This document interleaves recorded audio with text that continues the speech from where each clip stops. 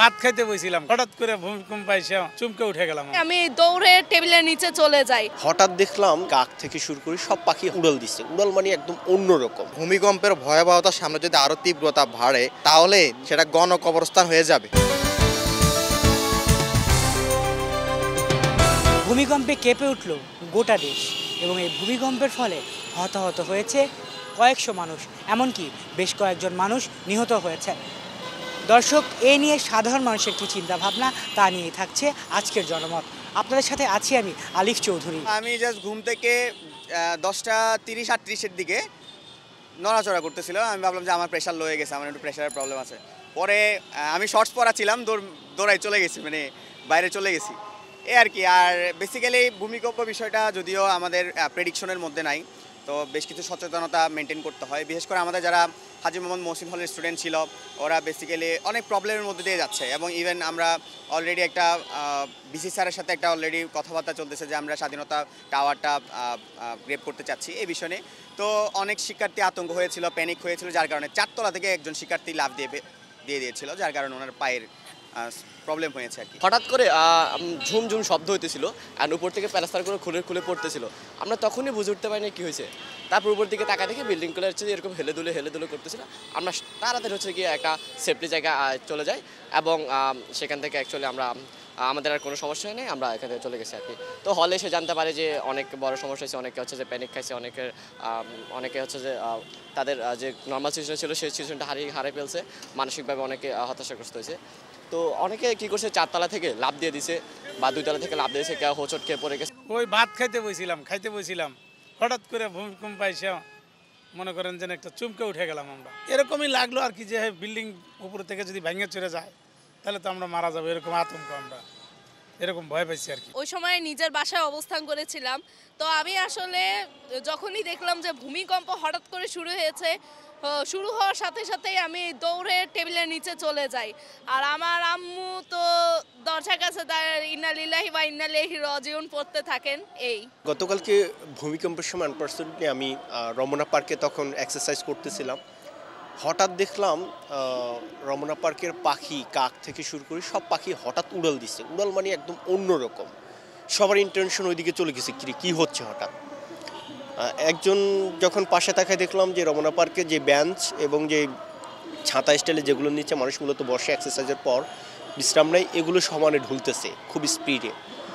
তো খুব স্পিডে বলতে অনেক বেশি স্পিডে ঢুলতেছে এবং পুরো মাটি সহকারে আমি যেখানে আমরা এক্সারসাইজ করতে সেটা পুরোটা কাঁপতেছে। এটার ভয়াবহতা যদি বলি, আমি আসলে ঢাকার সবচেয়ে যেটা মৃত্যুকূপ এরিয়া, সবচেয়ে ঝুঁকিপূর্ণ এরিয়া বলা যায়, আমি সেখানে বসবাস করি। 14 বছর থেকে পুরান ঢাকায় থাকি এবং গতকালকে যেখানে 3 জন মানুষ নিহত হয়েছে সেই জায়গা থেকে আমার বাসার দূরত্ব প্রায় 2 থেকে 3 কিলোমিটার হবে। তো আমরা আসলে পুরান ঢাকা যারা থাকি, এখানে বাসার গলির রাস্তাগুলো এমন মাঝে মাঝে মানুষ প্রবেশ করতে আটকে যায় গলি দিয়ে। তো সেখানে যদি ভূমিকম্পের ভয়াবহতার সামনে যদি আরও তীব্রতা বাড়ে তাহলে নিচে আমার মনে হয় সেটা গণকবরস্থান হয়ে যাবে। উদ্ধার কাজ চালাতে পারবে না, মানুষ জানতেও পারবে না যে আসলে সেখানে কত মানুষ মরে গিয়েছে।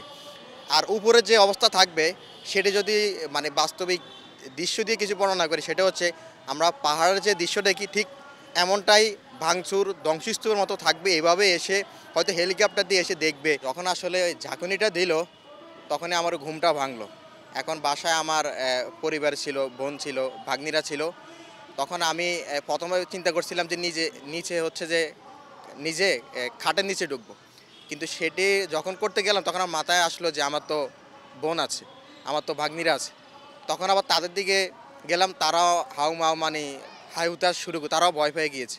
হঠাৎ করে 10:38-এ দেখে আমাদের যে শেল্ফে বই ছিল, হঠাৎ করে দেখি বই আমার একটা মাথার উপরে পড়ছে। তখন চারিদিকে আতঙ্কিত হয়েছে এবং বিশেষ করে আমার মা আমার পাশে বসছিল, উনি দেখলাম হঠাৎ করে লাফ মারছে উপর থেকে আর কি। তো তখন আমরা বুঝতে পারছি যে সাডেন, এর আগেও আমি কয়েকবার ক্যাম্পাসে ভূমিকম্প দেখেছি, আপনার 24 সালে একবার, কিন্তু এটা আসলে অনেক বেশি ছিল, 5.7 রিক্টার স্কেলে। যেটা আসলে আমাদের বিল্ডিং তো অনেক পুরাতন, 1988 সালের বিল্ডিং। তো ওখানে তখন আপনার অনেকে 3 তলায় 2 তলায় ঘুমান্ত ছিল। শুক্রবার তো অনেকে ঘুমাই থাকে, তো অনেকে হাফ প্যান্ট লুঙ্গি পরে সব অনেকে ঝাঁপ মারছে আর কি 2 তলা থেকে। আমার এক ছোটো ভাই জুনিয়র, ওর পা ভেঙে গেছে আর কি, আপনারা শুনেছেন জিয়া হলের, মহসিন হলের। তো আসলে অনেকে যেহেতু আমাদের বিল্ডিংগুলো অনেক পুরাতন, এখানে আসলে সেভাবে নিরাপত্তা ব্যবস্থা নাই, অনেকে তাড়াহুড়ো করে নাম থেকে অনেকে ইনজোর্ড হয়েছে আর কি। তো আসলে এই ধরনের ভূমিকম্প আমাদের উন্নয়নশীল দেশের জন্য একটি মেসেজ আর কি, যে কীভাবে আমরা বিশেষ করে ঢাকা শহরে যে অবকাঠামোগত এগুলো খুবই মানে আনস্ট্রাকচার, আসলে অপরিকল্পিত নগরী। আমরা পড়তেছিলাম, হুট করে দেখি আমার মাথার উপর থেকে বই পড়তেছে, তখন বুঝতে পারছি আসলে ভূমিকম্প হচ্ছে। তখন আমি সেলফ বইয়ের যে উপরে তাক আছে তাকের উপর দিয়ে আমি লাফ দিয়ে বারান্দা থেকে লাফ দিয়ে আবার যে করিডোর আছে করিডোর লাফ দিয়ে দিই।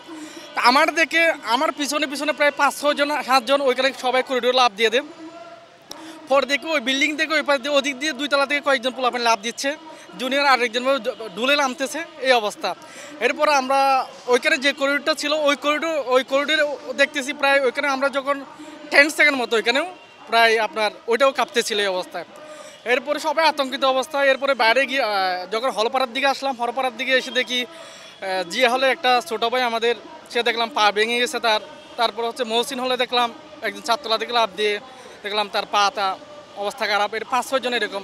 আসলে বাংলাদেশে তো আসলে ক্যাপাসিটি নাই, বাংলাদেশে এটা প্রিপ্ল্যান অনুযায়ী কোনো কিছু করা নাই।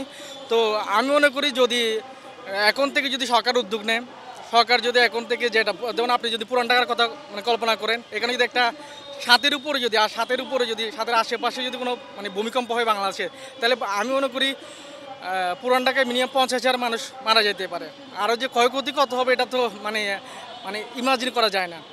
তো সরকার যদি আপনি ডিসেন্ট্রালাইজ করেন, ঢাকা শহরটাকে যদি ডিসেন্ট্রালাইজ করে আশেপাশে যদি সরাই নিয়ে যান, তাহলে আশা করি এটা মানে মিনিমাইজ করা যাবে। দর্শক, এই ছিল আজকের জনমতে। আবার দেখা হবে আগামী কোনো এক পর্বে অন্য কোনো এক প্রসঙ্গ নিয়ে। ততদিনে ভালো থাকুন, সুস্থ থাকুন আর বাংলা ভিশনের সাথেই থাকুন।